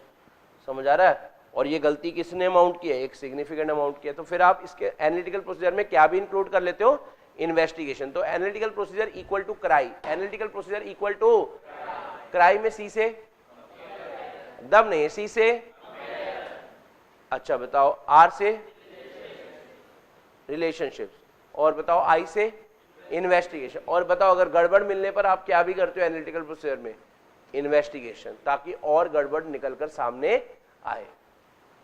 ठीक है, अब ये तो मीनिंग हो गया। एक होता है मीनिंग कि यार ये कॉन्सेप्ट है क्या, और एक होती है डेफिनेशन। डेफिनेशन जो आपको स्टैंडर्ड ने प्रोवाइड करी है। तो स्टैंडर्ड बताओ आपको क्या कह रहा है, ध्यान देना।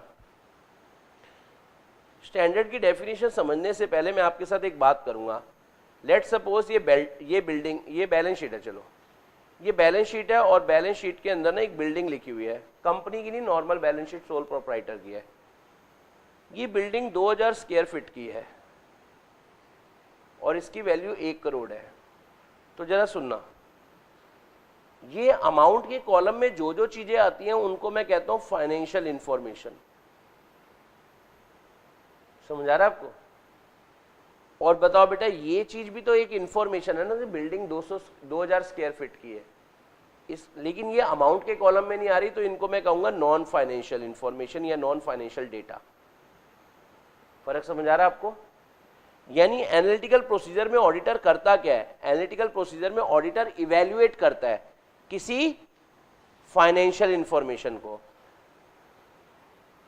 एनालिटिकल प्रोसीजर का मतलब क्या होता है, इवैल्यूएट करना, मतलब चेक करना। किसको चेक करना, किसी, जैसे रेंट अमाउंट 50,000 को हम चेक कर रहे हैं ना, और कैसे चेक कर रहे हैं, through the analysis of plausible. Plausible word का मतलब होता है लॉजिकल, लॉजी या आज कल, हाँ, प्लॉसिबल वर्ड का मतलब क्या होता है, लॉजिकल।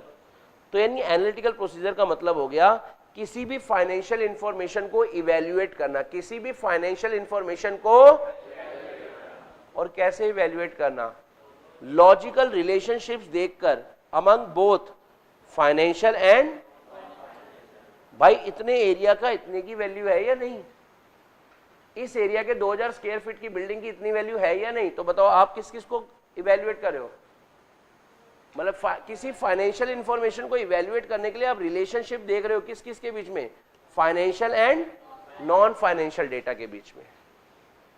बोलो आपको वर्ड समझ आ रहे हैं या नहीं?